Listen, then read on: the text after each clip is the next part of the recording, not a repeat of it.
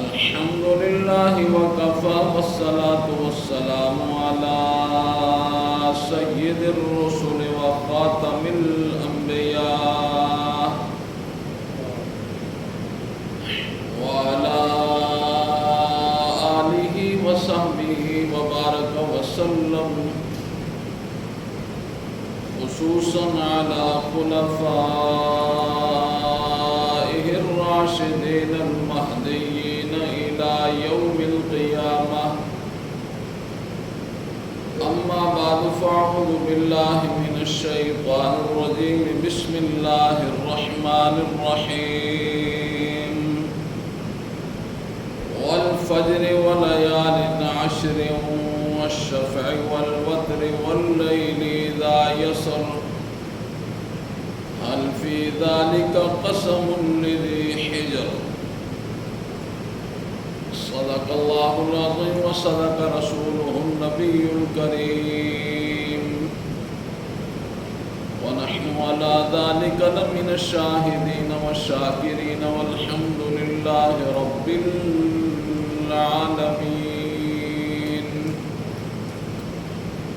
اللهم صل على محمد وعلى آل محمد كما صليت على إبراهيم وعلى آل إبراهيم إنك حميد مجيد. اللهم بارك على محمد وعلى آل محمد كما باركت على إبراهيم وعلى آل إبراهيم إنك حميد مجيد. رب اشرح لي صدري ويسر لي أمري واحلل عقدة من لساني يفقهوا قولي. رب زدني علما رب زدني علما رب زدني علما.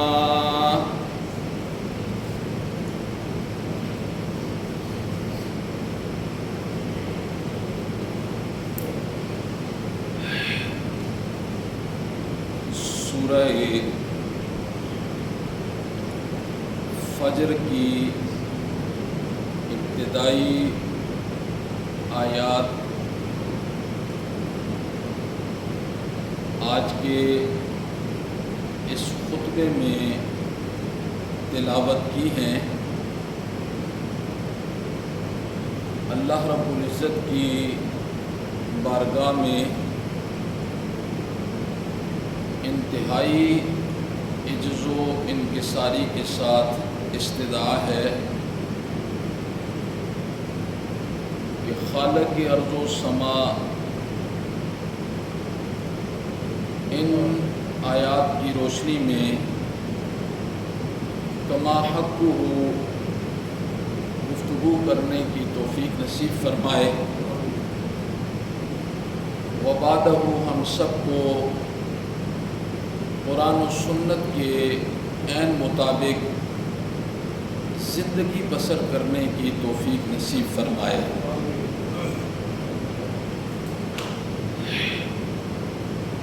ذوالحج کا مہینہ انشاءاللہ العزیز شروع ہونے والا ہے. آنے والی پہلی رات ذوالحج کے مہینے کی ہوگی.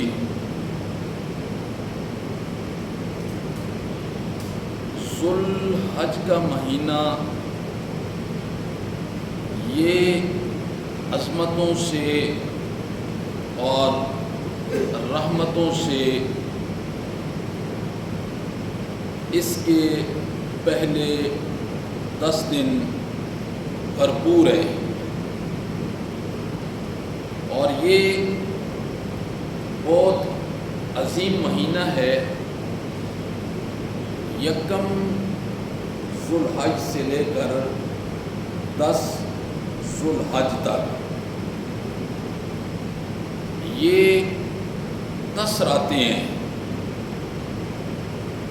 اور قرآن مجید نے جو 2 جملے ذکر کیے ہیں، والفجر، اللہ رب العزت نے فجر کی قسم اٹھائی ہے، اور اس فجر سے مراد 10 ذی الحج کی فجر ہے۔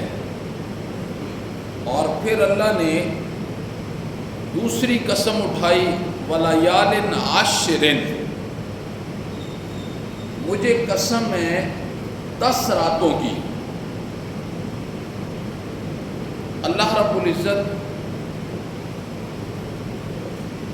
جس چیز کی قسم اٹھا دے اس کی عظمت اور حرمت میں کوئی شک و شبے کی گنجائش نہیں ہوتی ہے۔ اللہ رب العزت نے تو ان 10 راتوں کی قسم اٹھائی ہے، اور ذو الحج کی فجر کی اللہ نے قسم اٹھائی ہے۔ اب اس کی عظمت اور حرمت میں کوئی شک باقی رہ گیا؟ اللہ رب العزت نے اس کی قسم اٹھائی ہے۔ اللہ اکبر۔ حدیث کے اندر آتا ہے، رسول اللہ صلی اللہ علیہ وسلم نے ارشاد فرمایا، اور حدیث سننے سے پہلے اس چیز کو بھی ذہن نشین کر لینا ہے کہ یہ ہماری بہت خوش قسمتی ہوگی کہ اللہ رب العزت 10 دن کے یہ اوقات ہمیں نصیب فرمائے، اور پھر ہمیں ان کی قدر دانی کی توفیق بھی نصیب فرمائے، قدر کرنے کی توفیق بھی اللہ نصیب فرمائے۔ یہ انتہائی خوش نصیب انسان ہوگا، اور بد نصیب ہے وہ شخص جو ان ایام سے گزر رہا ہے لیکن انہیں اس کی قدر و منزلت کا اندازہ نہیں ہے، اور اس کی قیمت کو ضائع کرتے ہوئے اپنا وقت گزار دیتا ہے۔ امام الانبیاء نے ارشاد فرمایا، 10 ذی الحج کے 10 دن کی عبادت، پورے 10 دنوں کی عبادت، 10 ذی الحج کے 10 دنوں کی عبادت اللہ رب العزت کے ہاں اتنی محبوب اور برتر عبادت ہے کہ سال کے باقی دنوں میں کوئی عبادت اللہ کے ہاں اتنی قدر و منزلت نہیں رکھتی ہے جتنی ان 10 دنوں کی عبادت اللہ کو پسند ہے۔ یہ امام الانبیاء نے ارشاد فرمایا۔ حدیث ہے کہ اللہ اکبر، ایک حدیث کے اندر کیا آتا ہے، امام الانبیاء نے فرمایا کہ جو بندہ ذی الحج کے روزے رکھتا ہے، پہلے عشرے کے، یعنی 9 روزے ہیں، ہر روزے کا اجر و ثواب 1 سال کے روزوں کے برابر ہے۔ ہر روزے کا اجر و ثواب 1 سال کے روزے کے برابر ہے۔ اور امام الانبیاء نے اگلی بات کیا ارشاد فرمائی، فرمایا 10 ذی الحج کی ہر رات کی عبادت لیلۃ القدر کے برابر ہے، لیلۃ القدر کے برابر ہے۔ عبادت تو ہم روزانہ کرتے ہیں، بس اسی عبادت کو اہتمام کے ساتھ کیا جائے، اسی عبادت کو اہتمام کے ساتھ کیا جائے، اور 2 نفل پڑھ لیے جائیں اس نیت کے ساتھ کہ اس رات کی عبادت لیلۃ القدر ثواب میں لیلۃ القدر کے برابر ہے، یعنی اللہ رب العزت اسے اتنا اجر نصیب فرمائیں گے۔ امام الانبیاء نے کیا ارشاد فرمایا کہ ہر دن کا روزہ 1 سال کے روزے کے برابر ہے، اور عشرہ ذی الحج کی ہر رات کی عبادت لیلۃ القدر کے برابر ہے. اور پھر یہ جو 10 دن ہیں عشرہ ذی الحج کے، جو انشاءاللہ العزیز آج سے شروع ہو جائیں گے غروب آفتاب کے بعد، ان میں کون کون سی عبادات ہیں؟ 2 عبادتیں تو صرف عشرہ ذی الحج کے ساتھ خاص ہیں. عشرہ ذی الحج کے علاوہ کوئی عبادت نہیں ہے، وہ عشرہ ذی الحج کے ساتھ خاص ہیں. ان میں ایک عبادت ہے حج.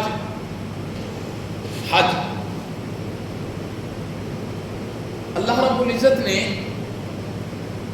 5 نمازیں فرض کی ہیں، فرض ہیں، اور فرض کا بہت بڑا درجہ ہے. میں بیان نہیں کر سکتا کہ فرض کا کتنا بڑا درجہ ہے.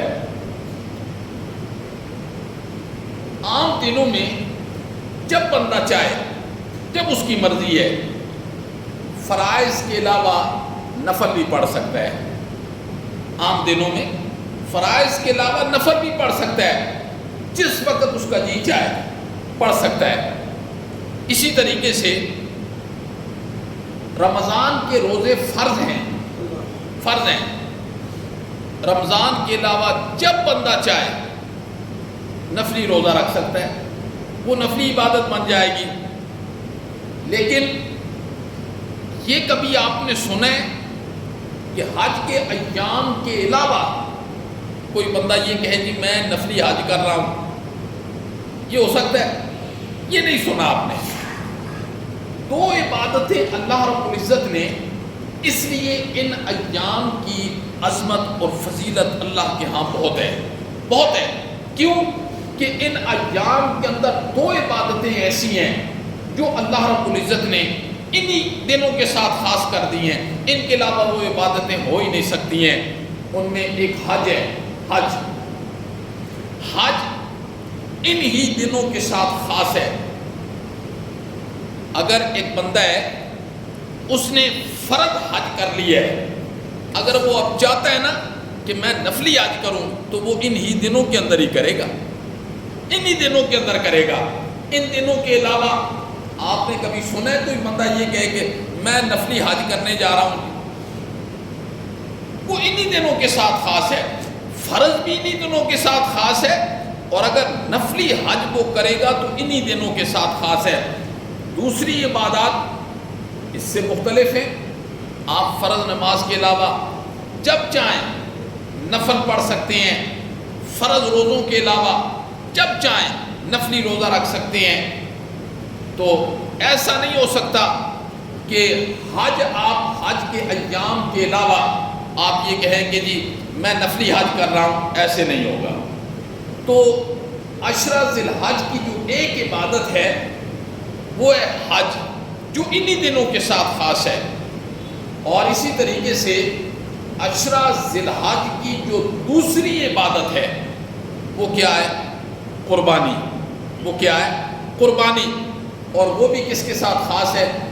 وہ بھی انہی دنوں کے ساتھ خاص ہے. اللہ اکبر.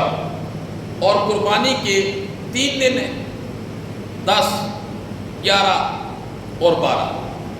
بس یہ 3 دن ہیں. قربانی ان 3 دنوں کے ساتھ خاص ہے. اس کے علاوہ وہ قربانی نہیں ہوگی.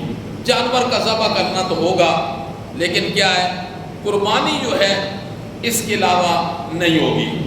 پھر اسی طریقے سے جو حضرات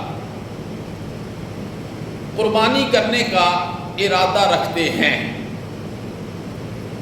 ان کے لیے ان ایام میں امام الانبیاء نے کیا ارشاد فرمایا؟ ایک مستحب عمل بتا دیا. مستحب عمل، وہ بال نہ کٹوائیں، وہ ناخن نہ کٹوائیں. کیوں؟ یہ کیوں کہا؟ یہ اس لیے کہا کہ ان دنوں میں حاجی احرام کی حالت میں خاص مقام پر موجود ہوتے ہیں.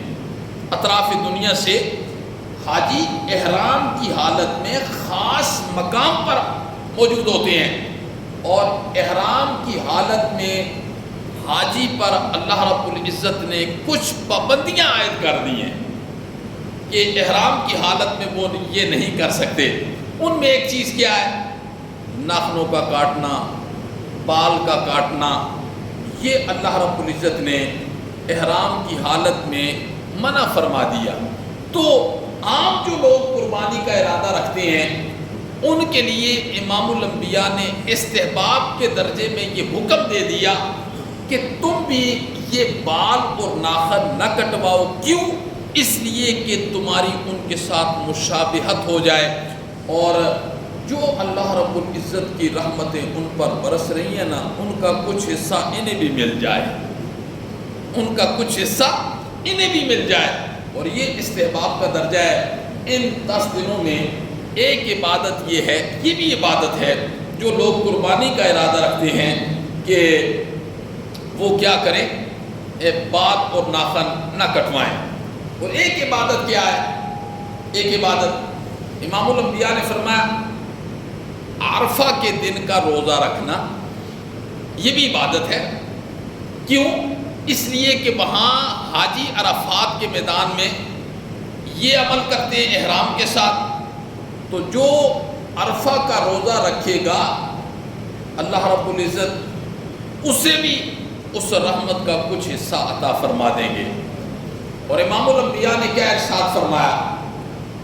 آپ نے فرمایا مجھے امید ہے جو عرفہ کے دن کا روزہ رکھے گا 1 سال پہلے کے اور 1 سال بعد کے اللہ رب العزت اس کے گناہوں کو معاف کر دیں گے.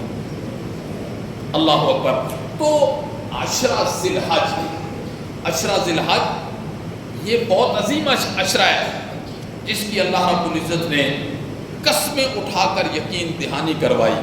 والفجر ولیال عشر، اللہ نے فجر کے وقت کی قسم کھائی، اور اللہ رب العزت نے 10 راتوں کی قسم اللہ رب العزت نے کھا کر اس کی عظمت کو انسان کے سامنے اجاگر کیا.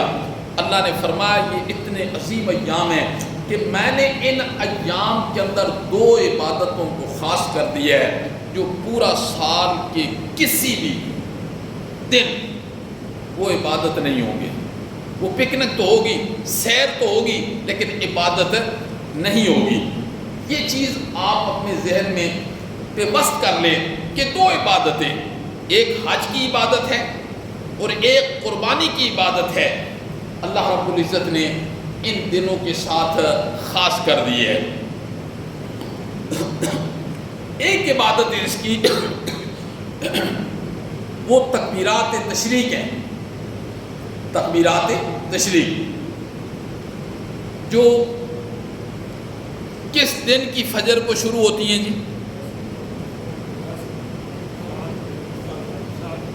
جی 9 تاریخ کی 9ویں کی فجر کو شروع ہوں گی. 9ویں کی فجر کو شروع ہوں گی اور 13ویں کی عصر تک تکبیرات تشریق. مردوں کے لیے بآواز بلند 1 مرتبہ کہنا واجب ہے. اللہ اکبر اللہ اکبر لا الہ الا اللہ واللہ اکبر اللہ اکبر وللہ الحمد. اور عورتوں کے لیے آہستہ آواز سے کہنا واجب ہے. مردوں کے لیے بآواز بلند کہنا واجب ہے. اس لیے اس مسئلے کا بھی پتہ ہونا چاہیے. ہمیں اپنی خواتین کو اس بات سے آگاہ کرنا چاہیے جو خواتین نماز کا اہتمام کرتی ہیں، نماز پڑھتی ہیں. کئی خواتین ان ایام کے اندر ان تکبیرات کو چھوڑ دیتی ہیں. یہ واجب ہے، واجب کہ جو 9ویں کی فجر سے شروع ہوں گی اور 13ویں کی عصر تک جائے گی، اور ہر فرض نماز کے بعد 1 مرتبہ عورت کے لیے آہستہ آواز سے پڑھنا واجب ہے، اور مرد کے لیے بآواز بلند پڑھنا کیا ہے؟ واجب ہے. تو یہ عشرہ ذی الحج کی کچھ عبادتیں ہیں جن پر میں نے مختصر سی روشنی ڈالی ہے. ایک بات کو آپ نے ذہن میں رکھنا ہے کہ عشرہ ذی الحج کی یہ تو جو 2 عبادتیں ہیں جو 10 دن کے ساتھ خاص ہیں، ان میں ایک عبادت ہے حج کی اور ایک عبادت ہے قربانی کی۔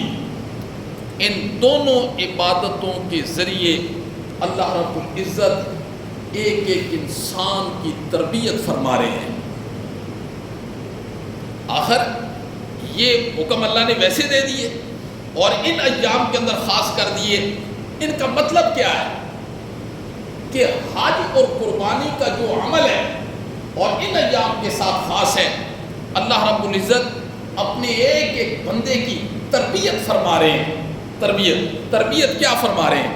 تربیت یہ فرما رہے ہیں کہ میرا بندہ کوئی بھی عمل ذاتی اعتبار سے کوئی وقت اور حیثیت نہیں رکھتا۔ کوئی بھی عمل ذاتی اعتبار سے وقت اور حیثیت نہیں رکھتا۔ اصل وقت اور حیثیت وہ اللہ کے امر کی ہے، اللہ کے امر کی ہے۔ اب اللہ یہ تربیت فرما رہے ہیں کہ میرا بندہ موت کے دم تک تیرے سامنے صرف اور صرف اللہ رب العزت کے حکم کی عظمت ہونی چاہیے، بس اس کی فرما برداری اور اتباع ہونی چاہیے۔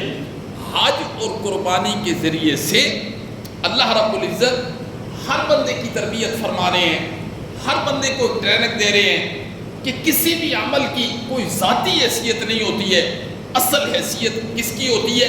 وہ اللہ رب العزت کے امر کی ہوتی ہے۔ مثال کے طور پر مثلا حاجی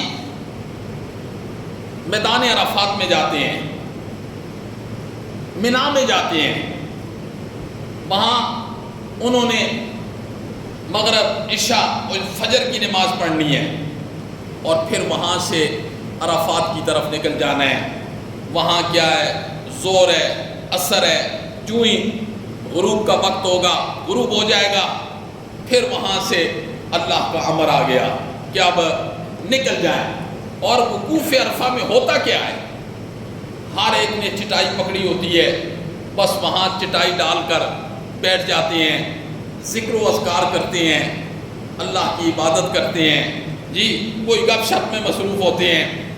چونکہ وقوف عرفہ یہ حج کا سب سے بڑا رکن ہے اور یہ فرض ہے، تو میں بات کیا سمجھانے لگا ہوں آپ کو کہ ان 10 ایام میں جو 2 خاص عبادتیں ہیں، حج اور قربانی، اللہ رب، اور اس کے علاوہ یہ کوئی عبادت نہیں ہے، اللہ رب العزت ان عبادات کے ذریعے بندوں کی تربیت کر رہے ہیں۔ تربیت کیا ہے؟ کہ میرا بندہ عمل میں ذاتی اعتبار سے کوئی حیثیت نہیں ہوتی ہے، اصل حیثیت تو اللہ کے امر کی ہے۔ جب وہ تیری طرف متوجہ ہو جائے تو اس کی اتباع کر لے، پیروی کر لے، یہی دین ہے۔ یہی کیا ہے؟ دین ہے۔ اب یہ وقوف عرفہ کی بات آپ کو سمجھ آ گئی، ایک دن ہے، باقی سال کے 364 دن ہیں۔ اسی طریقے سے بندہ چٹائی لے کر جائے، میدان عرفات میں بیٹھے، وہ عبادت تو نہیں ہوگی، وہ پکنک ہو جائے گی، عبادت نہیں ہوگی۔ عبادت صرف 365 دن میں ایک ہی دن ہے وقوف عرفہ، اور وہ بھی حج کا سب سے بڑا رکن۔ یہ کیا ہے؟ ایک دن عبادت ہے، باقی کے دنوں میں کوئی عبادت نہیں ہے۔ تو یہ اصل بات اللہ تربیت کر رہے ہیں کہ اصل چیز ہے میرے حکم کی پیروی کرنا۔ جس میرے بندے نے میرے حکم کی پیروی کر لی اس نے دین پر عمل کیا، اور جس نے اپنے نفس کی پیروی کر لی وہ دین تو نہیں ہے، وہ اسی طرح سیر و سیاحت ہے۔ جیسے عام دنوں کے اندر یہ عمرے پر حضرات جاتے ہیں، پھر وہاں سے سیر کرنے کے لیے چلے جاتے ہیں، میدان مزدلفہ دیکھتے ہیں، منا دیکھتے ہیں، عرفات دیکھتے ہیں، جمرات پر چلے جاتے ہیں۔ یہ عام دنوں میں وہ عبادت ہوگی؟ عام دنوں میں وہ کوئی عبادت نہیں ہے۔ تو اللہ رب العزت نے ان 10 دنوں کے اندر 2 عبادتوں کو خاص کر کے اپنے بندوں کی تربیت فرمائی ہے کہ بندہ اصل تیرے سامنے وہ اللہ کے حکم کی اہمیت ہونی چاہیے۔ اللہ کے حکم کی کیا ہونی چاہیے؟ اہمیت ہونی چاہیے، عظمت ہونی چاہیے۔ اللہ کا حکم تیرے سامنے آ جائے تو سر تسلیم خم ہو جا۔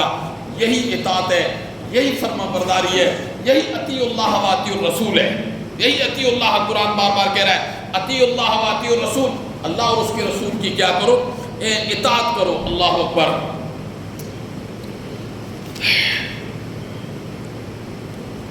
مسجد حرام میں ایک نماز پڑھنے کا ثواب کتنی نمازوں کے برابر ہے؟ 1,00,000۔ اب ایک بندہ یہ سوچے احرام باندھا ہوا ہے، میں نے مینا میں بھی چل کے تو نمازیں ہی پڑھنی ہے نا، تو میں حرم کے اندر کیوں نہ نماز پڑھوں؟ ایک نماز 1,00,000 کے برابر ہے۔ اس ایک نماز کا ثواب بھی ہوگا، ایک نماز کا ثواب بھی ہوگا احرام والے کو، جس نے حج کا ارادہ کیا ہے، جس کو حکم دیا ہے مینا میں جاؤ۔ مینا میں کیا ہے؟ بڑا میدان ہے، کچھ بھی نہیں ہے، خیمے لگے ہوئے ہیں، وہاں بس بیٹھنے۔ اب وہ بندہ یہ سوچے کہ ایک نماز کا ثواب 1,00,000 کے برابر ہے، میں مینا میں نہیں جاتا، میں کل یہیں سے عرفات چلا جاؤں گا، یہ کیا ہے؟ اس کے لیے 1,00,000 نماز کا ثواب ہوگا جو حج نہیں کر رہا، وہ حرم میں اس وقت نماز پڑھے گا، 1,00,000 نماز کا ثواب ہے۔ لیکن احرام والا حاجی اگر وہاں نماز پڑھے گا تو اسے ثواب تو کیا، الٹا اسے نافرمانی پر اللہ عذاب دیں گے۔ حضرت علی رضی اللہ تعالیٰ عنہ کا دور ہے، عید کا دن ہے، ایک بندہ نماز سے پہلے نفل پڑھ رہا ہے، ایک صوفی۔ آپ نے فرمایا ایک بندے کو اس سے کہو یہ کیا کر رہے ہو؟ بس اس نے نہ توڑی، دھکا دیا نا، یہ کیا کر رہے ہو؟ اس نے کہا جی اب اللہ مجھے نماز پڑھنے پر بھی عذاب دے گا۔ حضرت علی سے کہہ رہا ہے، حضرت علی نے فرمایا اللہ نماز پڑھنے پر تو آپ کو عذاب نہیں دے گا، نبی پاک صلی اللہ علیہ وسلم کی نافرمانی پر اللہ عذاب دے گا۔ یہ طریقہ تجھے کس نے بتایا ہے؟ تو دین کس کا نام ہے؟ دین نام ہے کسی بھی عمل کے اندر ذاتی حیثیت نہیں ہوتی ہے۔ آج ہم جس ماحول اور معاشرے کے اندر وقت گزار رہے ہیں، اس ماحول اور معاشرے کے اندر ہم نے اس چیز کو نہیں سمجھا ہے، ہم نے اس ماحول اور معاشرے میں، وہ شیطان نے ہمارے دل و دماغ کے اندر ایک بات ڈال دی ہے کہ ہم نے عمل کے اندر اس کی ذاتی حیثیت پر عمل کرتے ہوئے، نفسانی خواہشات کی پیروی کرتے ہوئے کتنے کام ہم دینی اعتبار سے ایسے کر رہے ہوتے ہیں جو اللہ اور اس کے رسول کے حکم کے سراسر مخالف جا رہے ہوتے ہیں، لیکن ہم ان کام کی ادائیگی پر آخرت کی نجات سمجھ رہے ہوتے ہیں۔ تو یہ جو حج اور قربانی اور 10 دنوں کی جو عبادت ہے جن کی تفصیل میں نے بتائی، اصل میں یہ تربیت ہو رہی ہے۔ اللہ کہہ رہے ہیں کہ اصل میرا حکم ہے جس وقت تیری طرف متوجہ ہو جائے، پھر تو نے عقل پر اس کو نہیں پرکھنا ہے، عقل پر اس کو نہیں پرکھنا ہے۔ آج ہم مار کدھر سے کھا گئے ہیں، آج ہم ہر چیز کو اپنی عقل پر پرکھتے ہیں، عقل پر۔ تو اللہ کا سلطان محمود غزنوی ہے نا، بہت عظیم مجاہد ہے سلطان، تو اس کا ایک ساتھ بچہ ہے ایاز، بہت محبت کرتا ہے، بہت محبت۔ باقی جو ہے نا، باقی لوگ اس سے حسد کرتے تھے، حسد کہ اتنے بڑے بڑے وزراء ہیں، عقل مند لوگ ہیں، صاحب منصب ہیں، یہ سلطان اس سے اتنا اس کو اپنا قریب کیوں بنایا ہوا ہے؟ تو سلطان وقتاً فوقتاً انہیں اس کی دنائی کو ظاہر کر دیتا تھا۔ ایک دن آیا سلطان، اس کے جیب میں ہیرا پکڑا ہوا تھا، بہت ہیرا بڑا قیمتی ہے۔ اس نے اپنے ایک وزیر سے کہا تم ایسے کرو نا، اس ہیرو کو توڑ دو۔ اس نے کہا سلطان یہ گستاخی میں نہیں کر سکتا، ہیرا اور میں اس کو توڑ دو، دوسرے کو تیسرے کو۔ ایاز کو بلایا نا، اس کو کہا اس ہیرے کو توڑ دو، اس نے بادام کے ساتھ اسے پیس کے رکھ دیا۔ تو دوسرے کہنے لگے دیکھو اس نے کتنا بڑا نقصان کر دیا۔ سلطان نے کہا یہ میں نے کام کیوں کیا ہے پتہ چلے آپ کو؟ یہ میں نے کام اس لیے کیا ہے۔ اس نے ایاز سے پوچھا ایاز یہ ہیرا تو نے توڑ دیا؟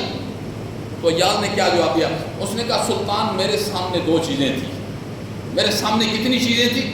2 چیزیں تھیں۔ ایک تو میرے سامنے ہیرے کی قیمت تھی، اور دوسری چیز میرے سامنے آپ کا حکم تھا، تو میں نے آپ کے حکم کو ہیرے کی قیمت پر ترجیح دے دی ہے۔ میں نے کہا ہیرے کی کوئی قیمت نہیں ہے آپ کے حکم کے مقابلے میں۔ تو یہ کتنی بڑی بات وہ سلطان سمجھا کے چلا گیا دوسروں کو۔ تو اصل قیمت کس کی ہے؟ اصل قیمت انسان کے سامنے وہ اللہ کے امر کی ہونی چاہیے۔ اللہ کے امر کو جو بندہ عقل پر تولتا ہے نا، عقل پر تولتا ہے، وہی ہمیشہ گمراہ ہوتا ہے۔ آج جتنے دانشور جو ہمارے سامنے ہیں نا، یہ اکثر شرعی امور کو عقل پر تولتے ہیں، عقل پر، اور شرعی امور کو عقل پر تولنا یہ گمراہی کی انتہا ہو جاتی ہے۔ انسان گمراہی کے رستوں پر گمراہ ہو جاتا ہے، رستہ گم جاتا ہے۔ تو اس لیے شرعی امور کو، یہ قربانی، یہ حج، اس کے ذریعے اللہ رب العزت اپنے ایک ایک بندے کی تربیت کر رہے ہیں۔ میرا بندہ، عمل کی کوئی حیثیت نہیں ہے، عمل کی کوئی حیثیت نہیں ہے، تیرے سامنے حیثیت جو ہے وہ اللہ رب العزت کے امر کی ہے۔ یہ جو اللہ رب العزت نے قربانی کا حکم دیا ہے، قربانی کا حکم دیا ہے، یہ جو دانشور ہوتے ہیں یہ کود پڑیں گے۔ ابھی نا یہ فیس بکوں پر بڑی بڑی چیزیں آئیں گی، یہود و نصارہ یہ کود پڑیں گے، کیا کہیں گے؟ یہ جو کہیں گے یہ کام کرنا جانی بھی نقصان ہے اور مالی بھی نقصان ہے، اور جانوروں پر ظلم ہے، یہ ظلم ہے جانوروں پر، یہ ان کی جان کا ضیاع ہے اور مال کا بھی ضیاع ہے، مال کا بھی ضیاع ہے۔ اور پھر کیا کہہ رہے ہوتے ہیں؟ اتنے پیسے کسی غریب کو دے دیے جائیں، کسی غریب کا علاج کر دیا جائے، کسی غریب کے گھر میں کھانا ڈال دیا جائے۔ یہ دانشور جو ہیں نا، آج کل کے دانشور، یہ کس انداز سے پیچھے بیٹھ کے یہ گفتگو کر رہے ہوتے ہیں کہ اربوں خربوں کا نقصان ہو رہا ہے، غریب کی ہمدردی ہونی چاہیے۔ اصل میں انہیں غریب کی ہمدردی نہیں ہے، غریب کے ساتھ ہمدردی نہیں ہے۔ غریب کے ساتھ ہمدردی ہوتی نا تو آئی فون کا جب نیا ماڈل آتا ہے نا تو وہ کہتے لوگوں اسے خریدنے کے بجائے یہ پیسے کسی غریب کو دینے چاہیے۔ گاڑی کا نیا ماڈل آتا ہے، لوگوں کو ضرورت بھی نہیں ہوتی ہے، خدا پائے شاید ہے، بس نیا ماڈل آ گیا بس ہم نے خریدنا ہے جی۔ یہ اصل میں غریب کے ساتھ ہمدردی نہیں ہے، بلکہ اصل بغض وہ اللہ رب العزت کے امر کے ساتھ ہے، اصل بغض اللہ رب العزت کے امر کے ساتھ ہے۔ اب وہ اللہ کے امر کو اپنی عقل پر تولتے ہیں۔ عقل سے پوچھا جائے تو بیٹے کے گلے پر چھری چلانی چاہیے؟ بولو، عقل کہتی ہے کہ بیٹے کے گلے پر چھری چلاؤ؟ حضرت ابراہیم علیہ السلام نے نہیں چلایا، حضرت ابراہیم علیہ السلام نے بیٹے کے گلے پر چھری چلائی ہے، چھری نہیں چلی، وہ تو اللہ کا امر تھا۔ کیا حضرت ابراہیم علیہ السلام نے حکم خدابندی کی پیروی نہیں کی ہے؟ حکم خدابندی کی پیروی حضرت ابراہیم علیہ السلام نے کی ہے، اور عقل یہ نہیں کہتی ہے کہ بیٹے کے گلے پر چھری چلائی جائے، لیکن حکم اللہ کا کیا کہتا ہے؟ میرے خلیل بیٹے کی گردن پر چھری چلا دو۔ تو حکم کی فرما برداری کرتے ہوئے بیٹے کو نیچے لٹایا اور چھری کو اتنے زور کے ساتھ گلے پر پھیرا نا، اتنے زور کے ساتھ، اللہ کا امر اس لوہے کو آ گیا کہ نہیں، ہر چیز اللہ کے امر سے، ہر چیز اللہ کے امر سے چلتی ہے، لوہا بھی اللہ کے امر سے چلتا ہے جی۔ ایک گونگا ہوتا ہے نا، گونگا، اس کی زبان بالکل ہماری طرح ہوتی ہے، لیکن بول نہیں ہوتے ہیں، بول نہیں اس کی زبان میں ہوتے ہیں۔ اب وہ اللہ کا امر نہیں ہوتا، ورنہ بھینس کی زبان تو بہت لمبی ہوتی ہے، وہ بولتی ہے نہیں بولتی ہے، تو ہر چیز اللہ کے امر سے چلتی ہے۔ اب لوہے کو اللہ نے تو عقل پر اگر پرکھا جائے، عقل پر، تو پھر تو عقل کہتی ہے کہ یہ نہیں ہونا چاہیے، لیکن شریعت کو عقل پر نہیں تولنا۔ یہ بہت لوگ اٹھ جاتے ہیں، یہ ضیاء ہے، یہ فلاں ہے، یہ فلاں ہے، کھربوں روپے کا نقصان کر دیا جاتا ہے۔ تو یہ اصل میں غریب کے ساتھ ہمدردی نہیں ہے، بلکہ اللہ رب العزت کے امر کے ساتھ بغض ہے، وہ مخلوقات خدا کے ذہن کے اندر وہ ڈالنا ہے۔ تو یہ تو کیا ہے؟ یہ قربانی، اس سے اللہ کا قرب حاصل ہوتا ہے، اللہ کا قرب حاصل ہوتا ہے۔ کیا مطلب؟ کہ جانور کے گلے پر چھری چلانا اللہ کا حکم سمجھ کر، اللہ کا حکم سمجھ کر ان دنوں کے اندر، 10 دنوں میں، اسی سے اللہ کا قرب حاصل ہوگا۔ قرآن کیا کہتا ہے؟ لن ینال اللہ لحومها ولا دماؤها ولکن ینالہ التقوی منکم۔ میرے پاس تو نہ گوشت پہنچتا ہے، نہ خون پہنچتا ہے، میرے پاس تو تمہارے دلوں کا ارادہ پہنچتا ہے، نیت پہنچتی ہے کہ بس نیت جیسی ہوگی، جتنی اعلیٰ ہوگی، اللہ کا قرب بھی اتنا ہی اعلیٰ نصیب ہوگا، اتنا ہی اعلیٰ نصیب ہوگا۔ تو ان ایام میں جو دو عبادت ہیں، قربانی اور حج، ان کے ذریعے اللہ رب العزت بندوں کی تربیت کر رہے ہوتے ہیں، اللہ اکبر، تربیت کر رہے ہوتے ہیں کہ اصل عمل کی حیثیت نہیں ہے۔ قرآن ایک جگہ کیا کہتے ہیں، ان الصلاۃ کانت علی المؤمنین کتابا موقوتا، نماز وقت پر فرض ہے۔ عرفات میں اللہ کہتے ہیں عصر کی نماز کو پہلے پڑھو اور مغرب کو قضا کر دو، مغرب کو قضا کر دو، عصر کی پہلے پڑھ لو، مغرب کی نماز کو قضا کر دو، عشاء کے وقت میں پڑھنا۔ اور یہ حکم آ گیا۔ اور حدیث کے اندر کیا آتا ہے؟ حدیث کے اندر ذرا دل کے کانوں سے ان جملوں کو سننا۔ حدیث کے اندر آتا ہے، امام الانبیاء حضرت سیدنا محمد الرسول اللہ صلی اللہ علیہ وسلم نے ارشاد فرمایا، جس نے ایک نماز، کتنی؟ ایک نماز قضا کر دی، قضا کر دی۔ حدیث کے اندر آتا ہے اللہ اسے ایک حکم جہنم کے اندر ڈالے گا۔ کتنا؟ ایک حکم جہنم کے اندر ڈالے گا۔ اور ایک حکم کتنے کا ہوتا ہے؟ 80 سال کا ہوتا ہے۔ ایک حکم کتنے کا ہوتا ہے؟ 80 سال کا۔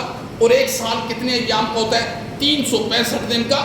اور جہنم کا ایک دن 1000 سال کے برابر ہے۔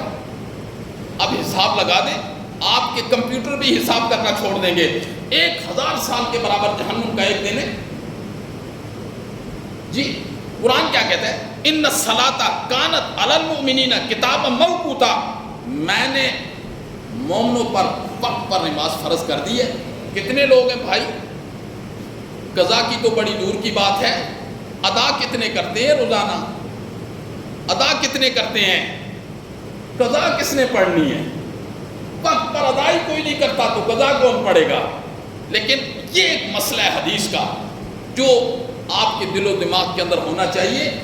یہ آخرت کے بارے میں بڑی آسانی سے ہم یہ کہہ دیتے ہیں اللہ غفور الرحیم ہے۔ جی اللہ نے فرمایا میں غفور الرحیم ہوں، پر یہ بھی تو سنو نا کن لوگوں کے لیے ہوں، کن لوگوں کے لیے ہوں، یہ بھی قرآن نے ذکر کیا، میں کن لوگوں کے لیے غفور الرحیم ہوں۔ اب ان کا تو پتہ نہیں ہے۔ دنیا کے متعلق ہماری یہ سوچ ہوتی ہے کہ ہم سوئے رہے اپنے بستر پر، مہینے کے بعد تنخواہ آ جائے گی۔ دنیا کے بارے میں یہ سوچ نہیں ہوتی، کیوں کہ اس کا نفع اور نقصان ہمارے سامنے ہے۔ ہم گرمی برداشت کرتے ہیں، سردی۔ تو اصل اہمیت کس کی ہے؟ اصل اہمیت تو اللہ کے امر کی ہے۔ یہ جو 10 دن ہیں ذو الحج کے، ان میں 2 عبادتیں خاص اللہ نے کی ہیں، اس کے علاوہ وہ عبادتیں نہیں بنے گی، وہ عبادتیں نہیں بنے گی۔